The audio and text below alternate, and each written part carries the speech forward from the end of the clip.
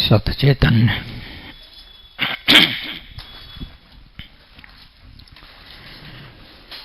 सतचैतन्य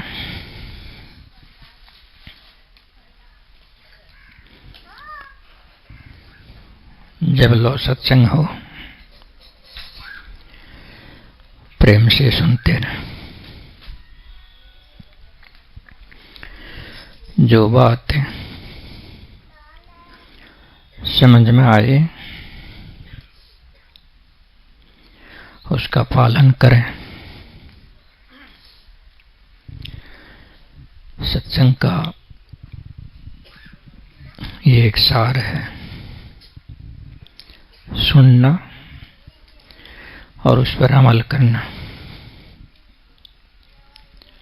सुनोगे, अमल ना करोगे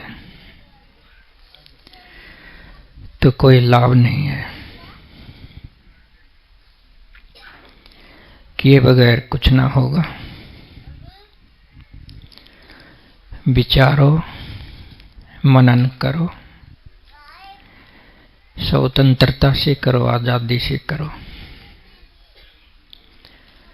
पक्षपात लेकर विचार ना करो। जो आपको सही लग जाए चूको मत, उस पर अमल कर लो। आपके जीवन में, आपके व्यवहार में बदलाव जरूर आएगा। ही हैं ज्यादातर यहाँ वही बैठे हैं जो सत्संगों में जाते हैं। किसी न किसी सत्संग में हर कोई जाता है। तो क्या होना चाहिए? पालन नहीं हो रहा। गुरु को मानते तो हैं, नाम भी ले लेते हैं, पर पालन नहीं होता। गुरु कहता है सुमरन कर लो, नहीं करते। गुरु कहता है ध्यान कर लो, नहीं करते। बैठ लो 2 घड़ी, नहीं बैठते। व्यवहार शुद्ध कर लो, मन शुद्ध कर लो, दिल शुद्ध कर लो, सेवा कर लो बिना स्वार्थ की, नहीं करते। नहीं करते तो यूं के त्यों हैं। जैसा नाम लिया तो ले लिया, बाद में कुछ ना किया तो यूं का त्यों है। अगर नाम लेकर, ध्यान लेकर अमल कर लिया तो उस आदमी को बदलाव जरूर भी आएगा। उसमें प्रेम प्रकट जरूर भी होगा, उसका कर्म शुद्ध जरूर भी होगा, उसमें एकपन जरूर भी आएगा और प्यार प्यार से जगत में रहेगा। उसका जीवन सुधर जाएगा। लेकिन आप तो देखते हो, एक परिवार है, मैं मानता हूं कि समझा कि उसमें सभी ने नाम ले लिया है, नामधारी हैं। कोई परिवार है 5 सदस्यों का और उसने नाम ले लिया है, लेकिन मैं क्या देखता हूं, उनके घरों में झगड़ा फिर भी रहता है। आपस में लड़ते हैं, झगड़ते हैं, एक दूसरे को जीव नहीं समझते। ये यही कारण है कि उन्होंने कमाई नहीं की, वो भीतर नहीं गए, अंदर नहीं झांका। अंदर झांकते तो कुछ होता, उनको कुछ मिलता। मिलने के बाद झगड़ा नहीं होता। जो खाली होते हैं वो झगड़ते हैं, और खाली वही होते हैं जो कुछ नहीं करते, विचार नहीं करते। तो मेरे कहने का मतलब ये है, सर्दी में आए हो, टाइम लगाया है, कोई बात समझ में आए उसका पालन कर लो, कर्म कर लो। बस एक ये काम कर लो, थोड़े से चेत जाओ। चेते बगैर काम नहीं चलेगा। तुम चेतन आप है, चेत अभी सकता है। समझकर आप ही निर्णय तो ले सकता है। तुम चेतन आप है, चेत अभी सकता है। समझकर निर्णय सब तो ले सकता है। बुराई अगर है मन में, त्याग अभी तो सकता है। मानवता के हित में जो है, धारण अभी तो कर सकता है। न स्वार्थ में हित है, न अहंकार में हित है। पालन अगर करे आत्म का, प्रेम अभी बरसा तो सकता है। तुम चेतन आप है, चेत अभी सकता है। जो बुरी आदत है, त्याग अभी तो सकता है। समझकर सब निर्णय अभी तो ले सकता है। तुम चेतन है।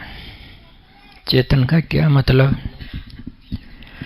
तू खुद समझ सकता है, खुद विचार कर सकता है। सब कुछ आप ही तो कर रहा है। यहाँ चल के आए हो, आप ही तो चल के आए हो कि कोई तुमको चला कर लाया है। आजाद में क्या है जो आपका है, और क्या जो है आपका नहीं है वो आप समझ लो। कबीर साहब क्या कहते हैं? पानी में मीन प्यासी, मोह सुन सुनावत आसी। आत्मज्ञान बिना नर भटके, क्या मथुरा क्या काशी। नेड़े की वस्तु दूर दर्शावे, दूर की बात निराशी।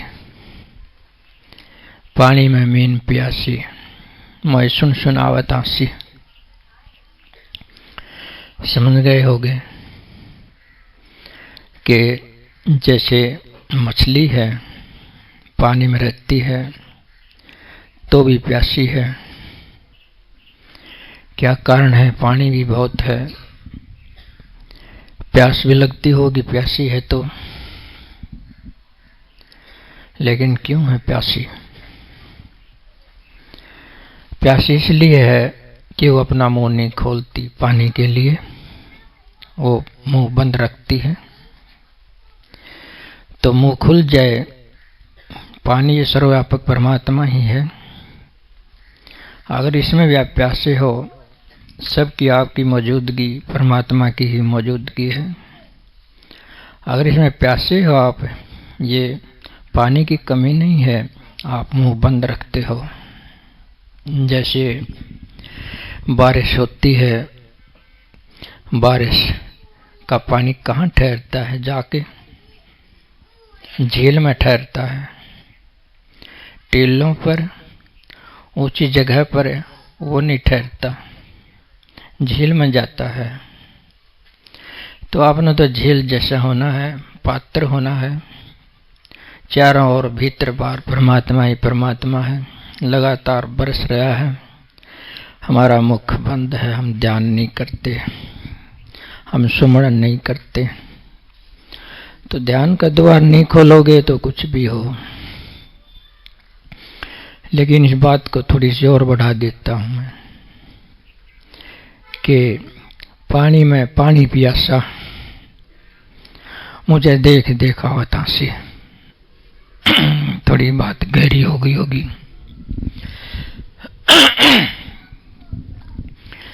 पानी में पानी ही प्यासा, क्या मतलब इस बात का? आप परमात्मा का सार हो, परमात्मा का अंश है। परमात्मा भी चेतन है, आप भी चेतन हो।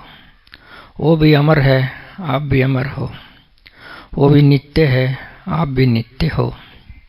वो भी आनंद पूर्ण है, वो भी ज्योतिपूर्ण हो, आप भी हो। मेरा कहने का मतलब आप में और परमात्मा में कोई अंतर नहीं है। यदि आप अपने को पहचान लें, यदि आप अपना अनुभव कर लें। अनुभव ना करें तो एक साधारण आदमी हो। तो आप पानी ही हैं। मछली की बात छोड़िए, आप पानी ही हैं। यानी कि आप परमात्मा ही हैं। अगर कुछ अपने साथ एकपन करो, लेकिन अपने साथ एकपन नहीं करते, आत्म योग नहीं करते, अपने आप से मेल नहीं करते, तो परमात्मा से कैसे मिलोगे? पहली शर्त है कि तुम अपने आप से मिलो, तब परमात्मा से मिलाप हो सकता है, क्योंकि आप परमात्मा से दूसरे नहीं हो। आपसे ना मिलो और परमात्मा से मिलने की इच्छा करो, कभी नहीं मिल सकते। सारे समुद्र का आपने स्वाद चखना है तो क्या करोगे? क्या सारे पानी पी को, समुद्र के सारे पानी को पी करके तुम समुद्र का स्वाद चखोगे? ऐसा संभव नहीं है। समुद्र की एक बूंद को चख लो, पता चल जाएगा कि समुद्र कैसा है। समुद्र की एक बूंद को चखने का ही नियम है, पूरे सागर को पीने का नियम नहीं है। एक बूंद को चख लो, आसान काम है। तो आप तो पानी ही हो, अपने आप को चख लो, अपने आप को पहचान लो। अपने आप को पहचान लिया तो सागर को पहचान लोगे। बात वहीं आती है चेतने की, कर्म करने की, अपने ऊपर लौटने की। आजकल हम देखते हैं चारों तरफ, कुछ समय था पहले सत्संग की बहुत अच्छी लहर थी, जो भी सत्संग लेता था सच्चा सत्संगी हो जाता था। लेकिन अब डबल है बात। सत्संग भी जाते हैं, नाम भी ले लेते हैं परमात्मा का, और भी कुछ कर्म कांड करते रहते हैं। काफी जगह जाता हूं मैं, कोई बुला लेता है तो वो नामी होता है, सत्संग भी जाता है, उसके घर में एक आड़ा दिवाड़ा मिल जाता है, छोटा बड़ा, उसके अंदर वो जोत बत्ती भी करते हैं, बहुत सारा काम करते हैं, देवी देवताओं के सुमन भी करते हैं, कर्म कांड भी करते हैं, उल्टे सुल्टे काम भी करते हैं, और नाम की भी आड़ रखते हैं। उनको कुछ नहीं होगा, एक पर ही ठहरना ही होगा। सब साधे सब सदे, सब साधे सब जा। समझते हो? एक के साधे ही सब कुछ सधेगा, सब साधे बिल्कुल सब जाएंगे और एक भी नहीं सधेगा। तो सत्संगी होने के नाते कम से कम एक परमात्मा की धारणा तो बना लो, इधर उधर तो मत भटको। एक परमात्मा की धारणा बना के कर्म में विश्वास कर लो, तुम्हारा कल्याण ही कल्याण है। अगैरा बगैरा कुछ करते रहो, सत्संग में जाते रहो, नाम भी लेते रहो, इधर उधर भी झांकते रहो, इधर उधर से अपनी आंख बचा के अपने माथे में टिका लिया करो अपनी आंख ने। समझते हो? जिन्हें सिर नजर भर देख लिया, यही अमर निशानी है।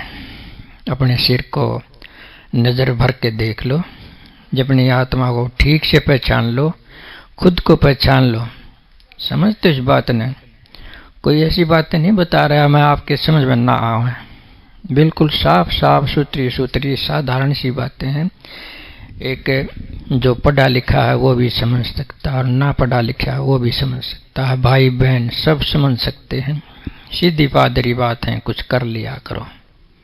नाम कमाई कर लो, ध्यान कमाई कर लो, प्रेम कमाई कर लो, सेवा कमाई कर लो। घर में मोटी बात, प्रेम से रह लो।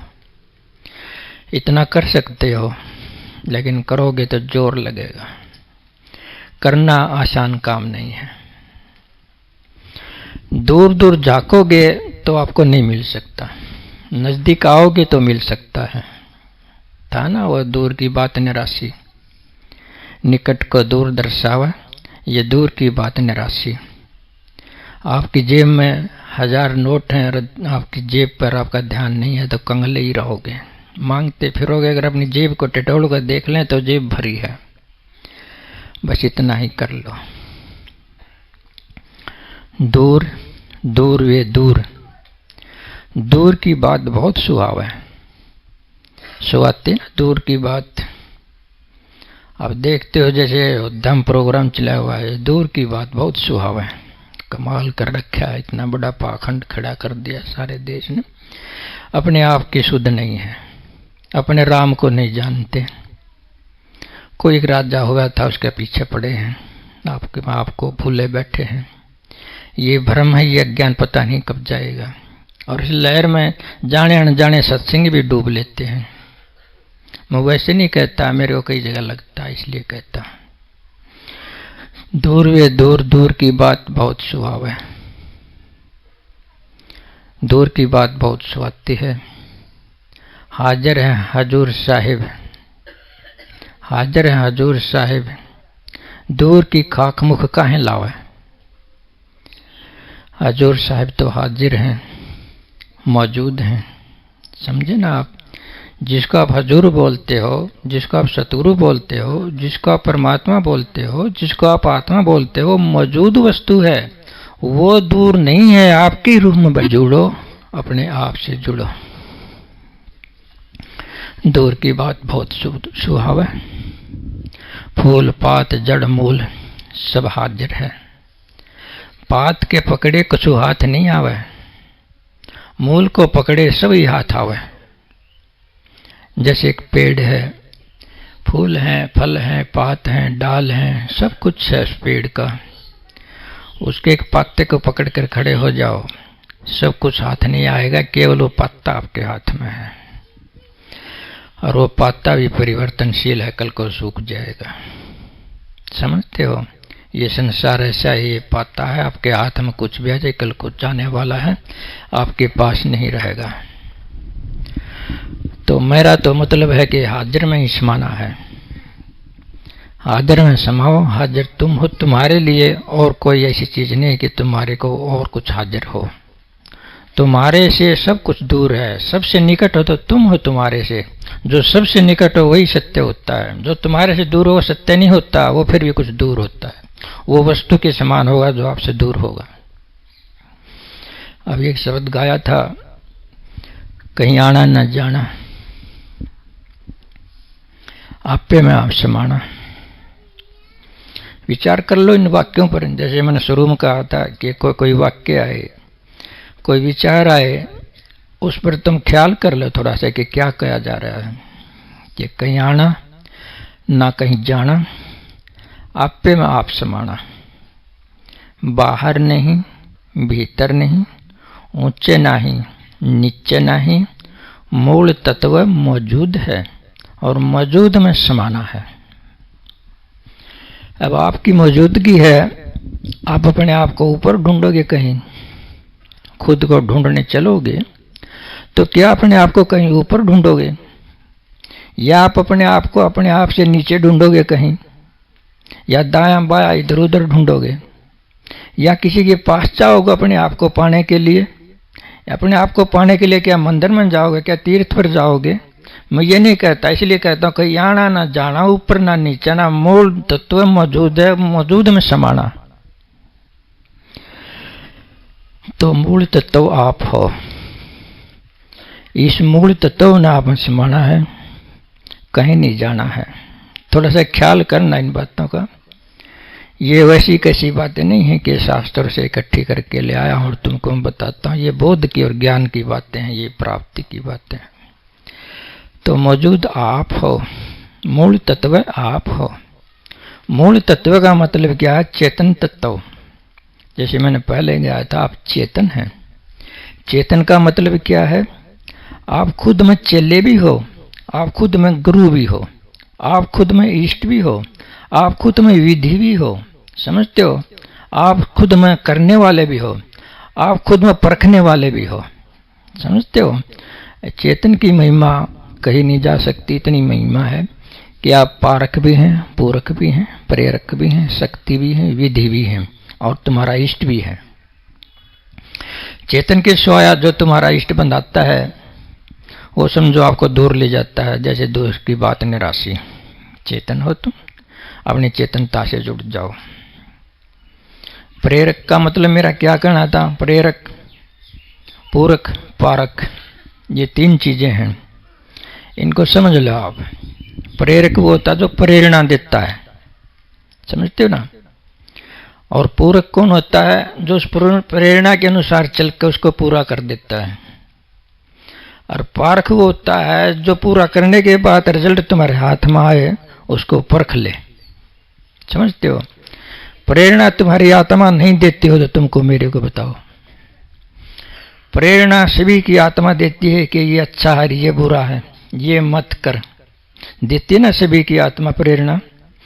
तो उस प्रेरणा को मानना, उस प्रेरणा के अनुसार चलना, तो तुम पूरक हो जाओगे। पूरक होगे ना, उसको पूरा करने वाला पूरक है। और जो रिजल्ट आएगा बाद में पूरा करने के बाद, तुम्हारी साधना करने के बाद, उसका पारख भी तुम ही करते हो। अब तुम्हारे हाथ पर मैं बर्फ रख देता हूं, उसको कौन परखता है? जैसी होगी तुम बता दोगे। मेरा मतलब पारख का ये है कि जो पारक स्वरूप है तुम्हारा, ये तुम्हारा गुरु स्वरूप है। ये गुरु की मैं डेफिनेशन देता हूं कि गुरु तो इतना अनंत है कि इतनी महिमा है कि आप गुरु से अलग हो ही नहीं सकते, क्योंकि खुद गुरु आपके अंदर भी बैठा है, कैसे दूर हो गए? मैं तो ये कहता हूं जो नुगरा है उसके पास भी गुरु है, अंदर से अंदर उसको गाइड कर रहा है, जैसे तैसे भी उसको भी गाइड कर रहा है। तो तुम्हारी चेतन आत्मा है, ये प्रेरक भी है, ये पूरक भी है, ये पारक भी है। आप तो 3-4 चीजें खुद में ही हो, लेकिन अपने आप जुड़ो तो आपको पता चले, नहीं तो पता नहीं चल सकता। और शक्ति रूप भी आप ही हो कि अपने हाथ पैर हिलाते हो, किसी और की शक्ति से हिलाते हो, सोचते हो विचारते हो क्या और किसी की शक्ति से विचारते हो सोचते हो। तुम्हारी शक्ति अपने अंदर, तुम सारे दिन कार्य करते हो, सब कुछ करते हो, तो क्या तुम शक्ति रूप नहीं हो? शक्ति रूप है, तुम्हें बाहर की शक्ति की जरूरत ही नहीं है।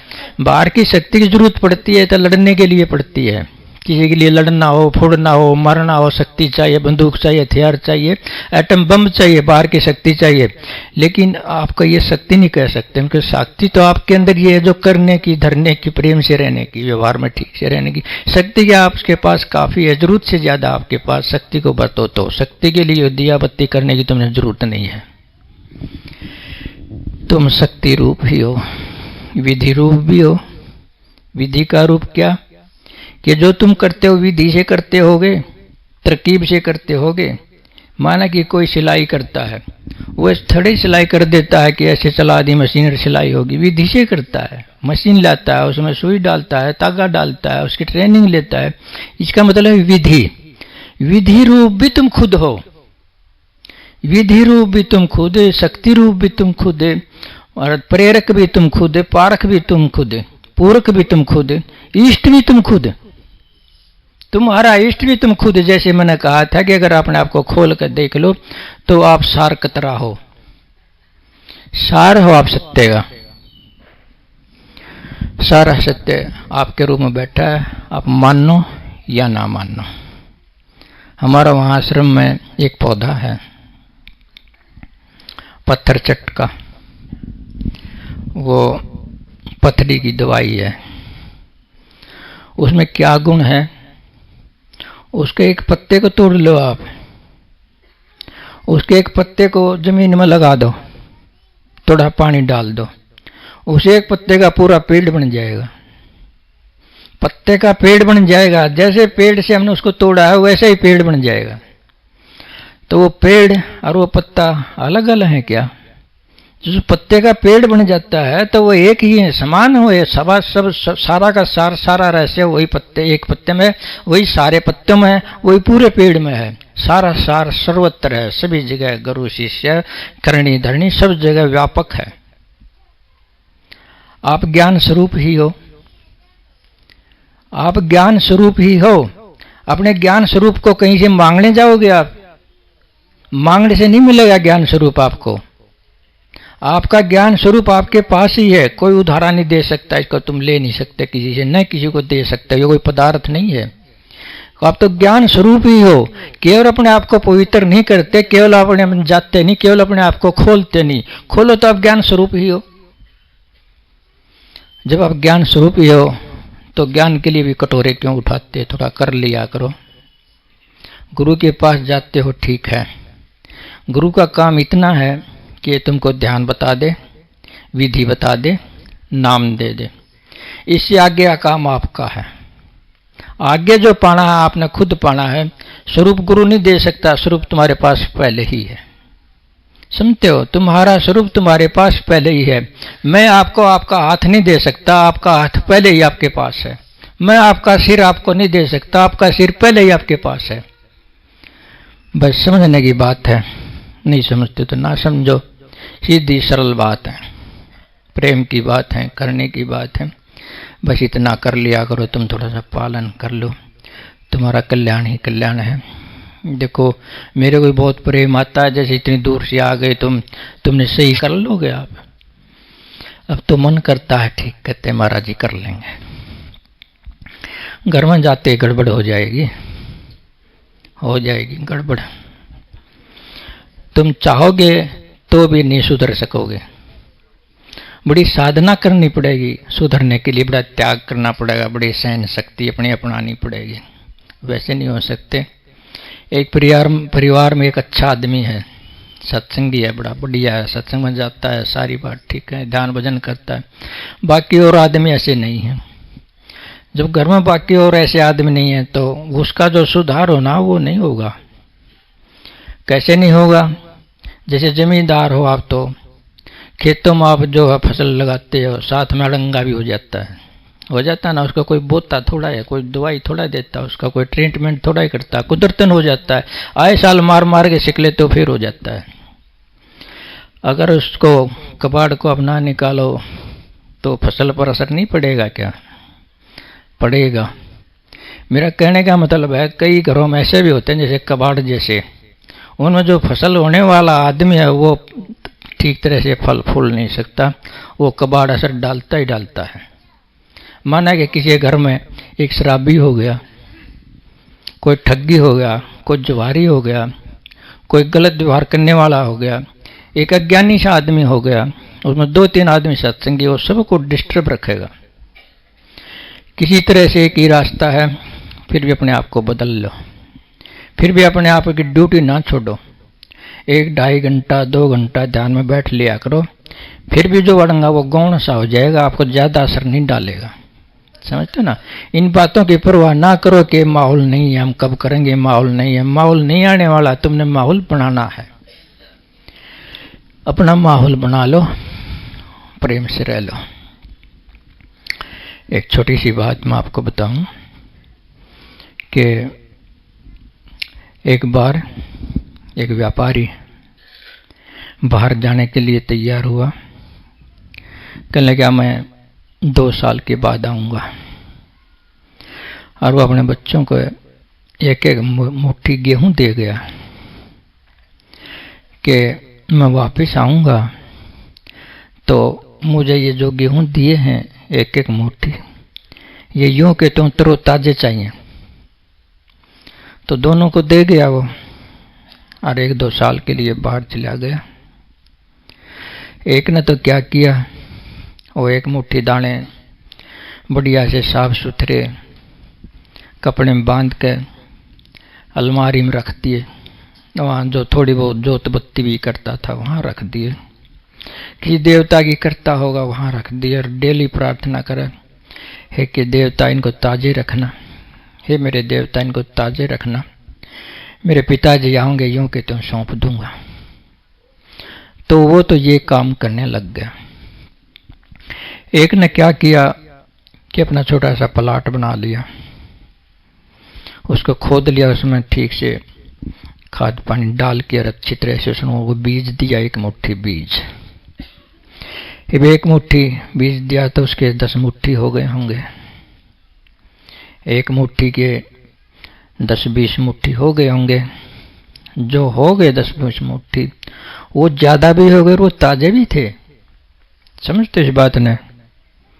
वो ताजे भी थे और ज्यादा भी हो गए, दोहरा फायदा हो गया, पिता का वचन भी पालन हो जाएगा और बढ़ा भी दिए। तो मन माने वो आदमी 10 साल में आवे, और 10 साल तो 1 मुट्ठी का बीज बो दिया, फिर 10 होगी, फिर 10 बीज दी, फिर 50 होगी, 50 बीज दी, 100 होगी, इससे बीजते बीजते उसने तो गोदाम भर दिया ताजे गेहूं का। समझे इस बात ने?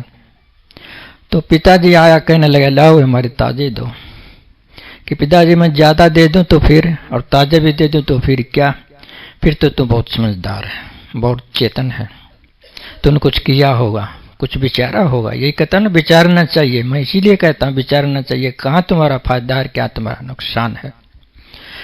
तो क्या हुआ फिर, उन्हें तो गोदाम दिखा दिया, देख लो यूं के ताजे हैं। और वो लाया अपनी छोटी सी, हाँ वो उसमें वैसे घुन पुराने हो गए। तो ये बीज की बात कहने का मतलब है, तुम अगर नाम ले रहे तो ये बीज है, बीज, इसको बढ़ा लो, फैला लो, तुम ट्रेन भर सकते हो, समाज को भी रास्ता दिखा सकते हो, आप भी देखते हुए बन सकते हो, सारा कुछ हो सकता है, पूरा बदलाव आ सकता है, लेकिन करोगे तब। बात को आगे से आगे बढ़ाते रहते हैं, कोई बात नहीं, कल कर लेंगे, परसों कर लेंगे, सारी जिंदगी पड़ी है कर लेंगे। यूं करते करते सारी जिंदगी निकल जाती है। और कई तो ऐसे हैं कि आगे भी जन्म होगा, अगले जन्म में कर लेंगे, पूरा का पूरा कर देते हैं काम। इस जन्म को तो भूल ही जाते हैं कि इस जन्म में किस लिए आए थे तुम, क्या इसलिए आए थे कि कह दो अगले जन्म में कर लेंगे। वो पीछे से ऐसा ही करता आ रहा है, इसलिए ऐसा ही है। हम सभी ऐसा ही करते आ रहे हैं, इसलिए ऐसे ही हैं। जैसे अब हम ऐसे ही पीछे रहे हैं, जैसे पीछे थे वैसे ही अब हैं। अगर बदलोगे तब बदलोगे, तुम जब कुछ कर लोगे अपना बदलाव ले आओगे। ताजे की वाहन है, ध्यान की विधि ने, प्रेम ने, तुम कुछ बीजते रहो, व्यवहार करते रहो, तो तुम्हारा बढ़ता जाएगा, घटेगा कुछ नहीं, तुम्हारा आत्म स्वरूप खिल जाएगा, सही मायनों में सत्संगी हो जाओगे। इसके बगैर सही मायने में तुम्हारा होने का कोई अर्थ नहीं है। अगर यूं ही आए और यूं ही चले गए तो तुम्हारे होने का अर्थ क्या है? तुम किस लिए आ गए थे? तुमने क्या पाया? क्या ले जाओगे? यूं गए तो चले जाओगे बस। तो यूं कह तुम जाना है तो कुछ मत करो। अगर खिल के जाना है, अंदर से फूल फल के जाना है, आनंदित होके जाना है, ज्ञानपूर्ण होके जाना है, तो थोड़ा सा अमल कर लिया करो, थोड़ा सा भजन कर लिया करो, ध्यान कर लिया करो। परमात्मा से मिलने का दरवाज़ा ध्यान ही है, क्योंकि ध्यान तुमको तुम्हारे पास ले जाएगा धीरे धीरे। जब तुम अपने पास चले गए तो परमात्मा के पास चले गए। तुम परमात्मा की एक किरण हो, समझ लो। जैसे सूर्य नहीं निकलता है, इसकी कितनी किरणें होती हैं। अगर कोई किरण वापस सिमटना शुरू कर दे तो कहां जाएगी? अगर सूर्य की किरण ने समझ जाए, चेतन हो जाए, बाहर जाने की बजाय अंदर को मुड़ जाए, वापस मुड़ जाए, सिमटनी शुरू हो जाए, तो किरण कहां जाएगी? सूर्य से और कहीं तो जा नहीं सकती, क्योंकि सूर्य से जुड़ी है। वो सूर्य ही है, व्यक्त रूप में, प्रकट रूप में वो सूर्य ही है। अगर एक किरण बैक मार जाती है, वापस जाना शुरू करती है, तो वो सूर्य में ही जाके समाएगी, सूर्य से ही मिलेगी। मेरा बस यही कहना है, तुम एक किरण हो, तुम वापस सिमटना शुरू कर दो, परमात्मा से तुम्हारा मिलाप हो जाएगा। ठीक है, सच्चिदानंद, बड़ा धन्यवाद।